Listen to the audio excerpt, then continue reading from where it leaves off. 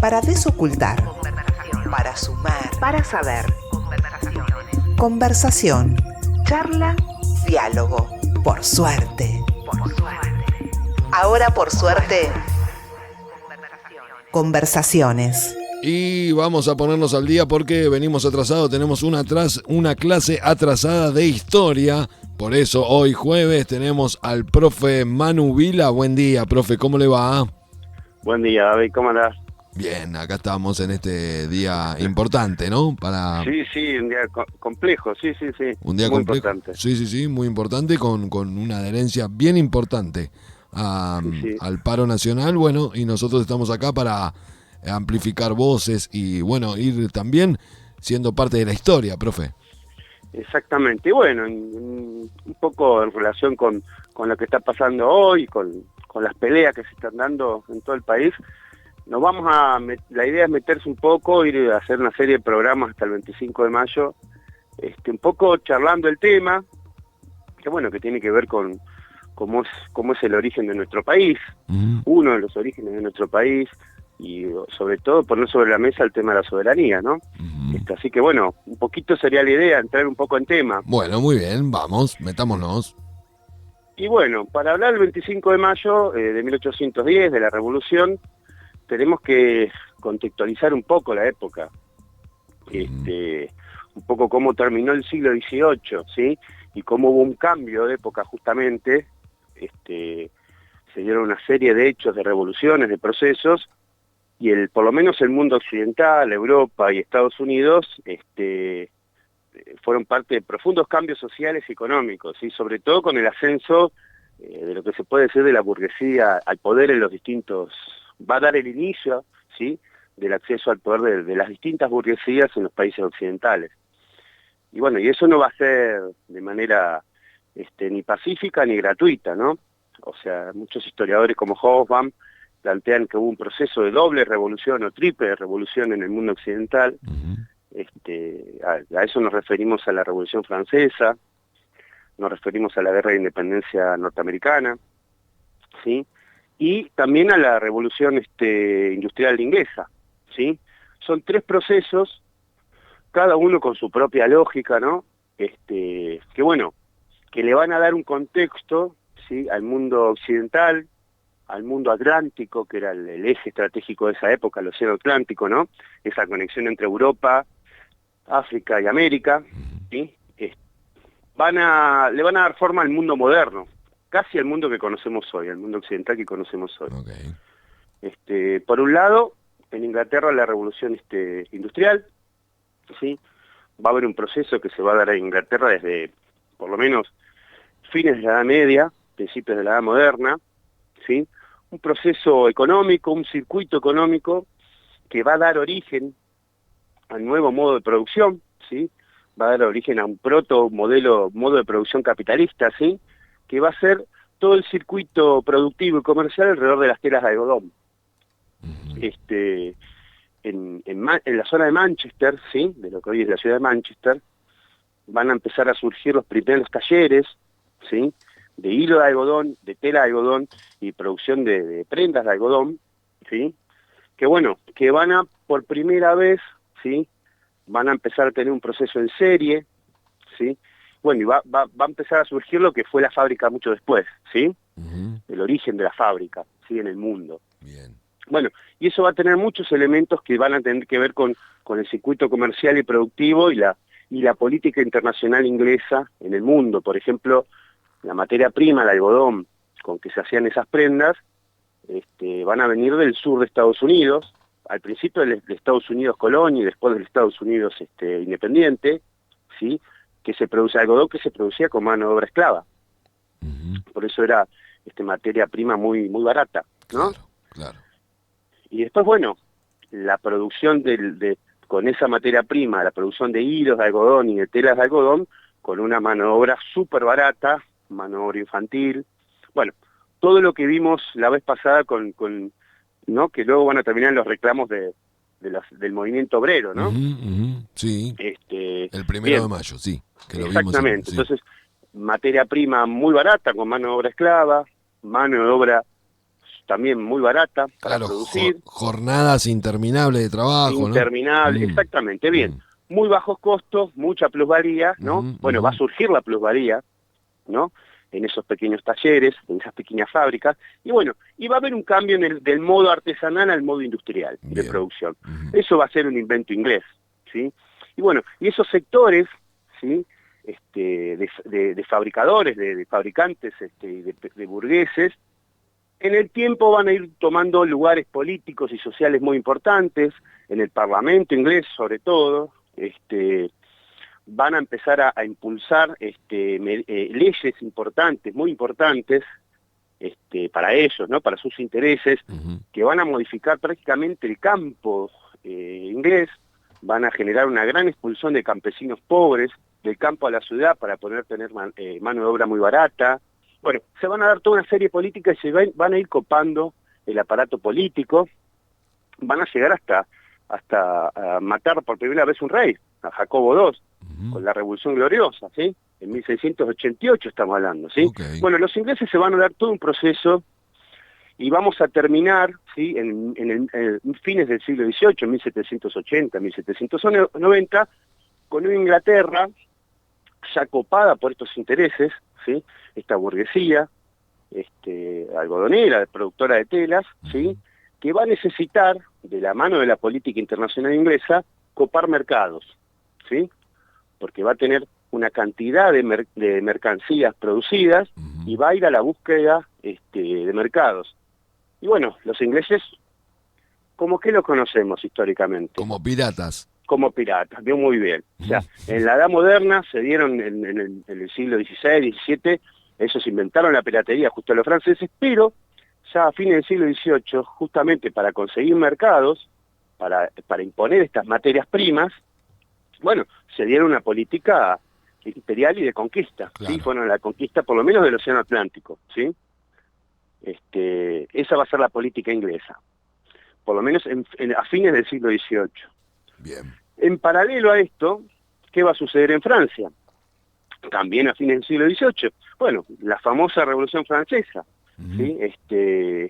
Bien, se va a dar todo un proceso principalmente social y económico y de crisis de la monarquía, de los Borbones, de Luis XVI, que ya venía arrastrando hace tiempo, que bueno, sectores de la pequeña nobleza, pequeña y mediana nobleza, sectores del bajo clero, sectores populares, sectores de una burguesía muy incipiente en París y en las principales ciudades francesas, bueno, y sectores del campesinado también, bueno, van a dar el golpe, al principio van a generar una república, al principio van a convocar a la Asamblea Nacional, van a formar un gobierno, un estado al estilo inglés, ¿sí? ¿Cómo se diría? Una democracia parlamentaria, una monarquía parlamentaria, y bueno, y eso va a terminar con el proceso ¿cómo es? De asesinato del rey, de la familia del rey, la eliminación de la monarquía, y va a iniciar en Europa todo un proceso, ¿sí? En los vecinos de Francia, porque imagínate que si Francia ya no tiene más rey y va a otro tipo de estado, a una república mucho más democrática, ¿qué van a hacer los vecinos europeos que son monarquías? ¿Qué van a hacer? Lo van a atacar. O lo van a atacar o los pueblos van a replicar exactamente esa experiencia. Los monarcas, los principales monarcas de Europa, no querían el mal ejemplo. Claro. O lo eliminaban o iban a tener ese problema en sus propios países. Bien, entonces van a una Prusia, España, Inglaterra también, bueno, Austria, bueno, van a dar todo un proceso de cerco y aniquilamiento de la Revolución Francesa. Claro. En esa resistencia francesa va a surgir un general muy importante, ¿sí? Porque Francia, en un momento, la Revolución Francesa va a pasar de la defensiva a la ofensiva, ¿sí? Porque va a revolucionar el ejército francés, se va a revolucionar, va a pasar a ser un ejército de súbditos, como era con la monarquía de los Borbones, a ser un ejército de ciudadanos, y ciudadanos que están en un proceso revolucionario, por lo tanto, ciudadanos que van a defender su pedazo de tierra, ciudadanos que van a defender sus derechos, ciudadanos que van a defender su libertad, ¿sí? Y Francia pasó de defenderse a invadir Europa. Apa. ¿Sí? ¿Y quién va a ser ese general tan famoso que va a ser un referente del ejército francés? Va a ser Napoleón Bonaparte. Y bueno, Napoleón Bonaparte va a tomar ese proceso, le va a querer dar un cierre a ese proceso revolucionario. Esto es un debate entre los historiadores, si Napoleón es parte de la revolución o es el fin de la revolución. Ok, está bueno. Porque Napoleón se transforma en emperador. Claro. ¿No? A principios del siglo XIX. Se va a transformar en emperador. Por lo tanto, bueno, esto es un debate. Y va a conquistar prácticamente casi toda Europa continental. ¿No? Picante, bueno, ¿no? Picante, picante Napoleón, ¿no? ¿Sí qué? Picante, digo, un pibe. Picante, Sí. ¿no? Picante, muy picante, muy picante. Desde Francia, chiquitita, se copó toda la Europa. Toda Europa continental, ¿sí? Bueno, esto va a generar un problema para Inglaterra, ¿sí? Justamente la Inglaterra que necesita mercados, ¿sí? En todo el mundo para poder vender sus mercancías. Bueno, ahí se va a dar la famosa guerras napoleónicas, ¿sí? Los principales contrincantes van a ser Gran Bretaña y Francia. Y bueno, y en el medio de esa disputa se van a dar un montón de cosas y van a generar el contexto que después nosotros vamos a conocer como la Revolución de Mayo, ¿sí? Bien. A esto hay que sumarle la independencia de Estados Unidos, que muchas veces no se le da bolilla. Primero porque, bueno, qué sé yo, en los países latinoamericanos también tenemos una mala idea de Estados Unidos, muchas veces, un mal concepto, preconcepto, pero bueno, pero fue muy importante la independencia norteamericana para la lucha la lucha emancipadora latinoamericana, ¿sí? de Sudamérica y del Caribe, muy importante. ¿Sí? Francisco de Miranda estuvo ahí, porque Bolívar aprendió mucho de eso. Estados Unidos era colonia de Inglaterra, ¿correcto? Era colonia de Inglaterra, eran las 13 colonias, que eran 13 colonias británicas, ¿sí? Bien. Y Estados Unidos se va a dar todo un proceso de independencia, que en algún momento la podemos ver, lo podemos estudiar. Y bueno, va a romper los lazos con los ingleses, después los van a retomar, pero ya de otra manera, ¿sí? Y bueno, pero las enseñanzas de la independencia norteamericana es que, bueno, se podía formar un país de cero, se podía eliminar a la monarquía, claro. ¿sí? Inventaron lo que fue la democracia moderna, ¿sí? Un nuevo sistema político, totalmente novedoso, ¿sí? Y bueno, y demostraron que se podía derrotar de manera popular al principal imperialismo del mundo, ¿sí? Al imperio del mundo, que eran los ingleses.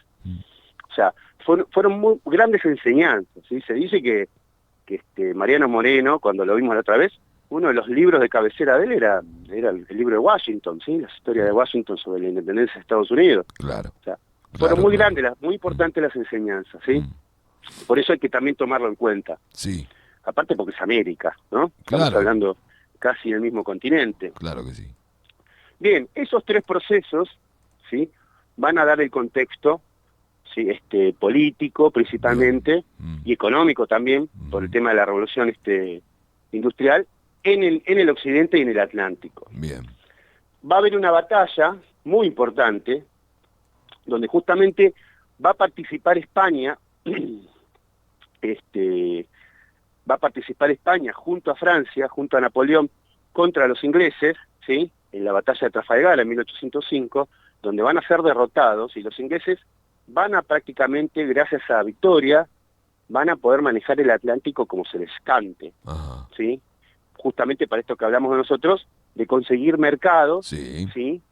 Para sus productos, para sus manufacturas textiles, y también para tener bases estratégicas en el Atlántico, ¿sí? Poder manejar esos circuitos. ¿Por qué es importante esto para nosotros? Porque nos va a dar el primer punto, ¿sí? El punto de inicio para lo que después fue la Revolución de Mayo, que van a ser las invasiones inglesas. Bien. Justamente en 1806 y 1807, ¿sí? Los ingleses van a intentar, en los dominios españoles del sur, lo que hoy es Buenos Aires, ¿sí? Lo que era Buenos Aires, lo que hoy sigue siendo Buenos Aires, que es un punto muy estratégico, ¿sí? Vamos a ver por qué, si los ingleses van a intentar tomarlo y ocupar ese mercado. Si el mercado de Buenos Aires, ¿qué era? ¿Por qué era importante Buenos Aires? Porque Buenos Aires era el punto de salida, ¿sí?, de todo el circuito comercial de Potosí, de las minas de plata de Potosí, hacia el Atlántico y hacia España. Claro, ¿sí? claro. Por eso los ingleses 2 veces, no una, 2 veces, quisieron tomar Buenos Aires. Bien. O sea tiene que ver con ese contexto, ¿sí? Bien, o sea, la disputa entre ingleses y españoles beneficia entonces o genera las condiciones para iniciar a pensar la Revolución de Mayo. Sí, porque eso depende. Si los ingleses hubiesen entrado en Buenos Aires, lo hubiesen ocupado, lo hubiesen mantenido, y el pueblo de Buenos Aires hubiese estado feliz como pensaban ellos, por ahí hubiese sido otra historia. Claro. ¿No? Pero no fue así. En los meses que después, cuando sea el aniversario de las invasiones inglesas, tenía la idea de ver bien cómo fueron las 2 invasiones inglesas, bien, porque fueron muy importantes, ¿sí? Bien. El único balance que podemos sacar así muy rápido de las invasiones inglesas es que la reacción popular, principalmente de los criollos, ¿sí?, y de esa élite de segundo orden criolla, sí, y el pueblo de Buenos Aires, esa reacción generaron todas las condiciones bien, para la revolución de 1810. bien, ¿sí? bien, o sea, ahí se armaron los primeros batallones, las milicias, ¿sí? El sistema colonial entró en crisis y desapareció. El virrey, toda la administración colonial se borró, prácticamente no se puso a la cabeza de la defensa. Bueno, entró en crisis el sistema colonial justamente con las invasiones inglesas. Mirá, ¿sí? bien, bien. Ese es el contexto un poco internacional para entrar en lo que va a ser después del 18 al 25, que fue la Semana de Mayo. Bien, bien, excelente, profe, excelente, buenísimo, porque nos pone en contexto, aparte nos hace pensar y la verdad que yo no sabía o no tenía muy presente que Napoleón había estado, digamos, en los mismos tiempos, ¿no? En los mismos tiempos históricos, haciendo sus hazañas y sus, bueno, claro. Su historia, mientras acá ya se estaba pergeñando, se estaban generando las condiciones para que suceda lo que todos conocemos como la Revolución de Mayo. Exacto. También está cercana a la Revolución de Estados Unidos, o sea, lo cual nos puede poner en un contexto bien interesante. Bueno, excelente, profe, muchas gracias. Te podía hacer un aviso, David. Por favor. Hoy justo no lo tomé porque prefería meterme en lo del 25 de mayo, pero el 9 de mayo se festeja el Día de la Victoria, sí, en Rusia, y lo que era antiguamente la Unión Soviética. 8 de mayo lo festejan los aliados occidentales, ¿sí? Pero bueno, el día de hoy fueron derrotados los nazis, ¿sí? Por el Ejército Rojo en Berlín. Bien, es un día importante. Era ese aviso, importante. Claro, un día importante, en donde se venció a otro imperio que quería ir copando, ¿no? Bueno, exactamente. Bien. Profe, muchas gracias. Bueno, nos vemos, David, nos vemos la semana que viene. Nos vemos la semana que viene, un gran abrazo. Chau. Chau. El profe Manuel Vila, profe de historia, ya nos puso en contexto camino al 25 de mayo en este 9 de mayo, día de paro nacional. Estamos enlazados en vivo al aire de Radio Escobar. Nos podés escuchar por el 105.1. Radio Carpincho.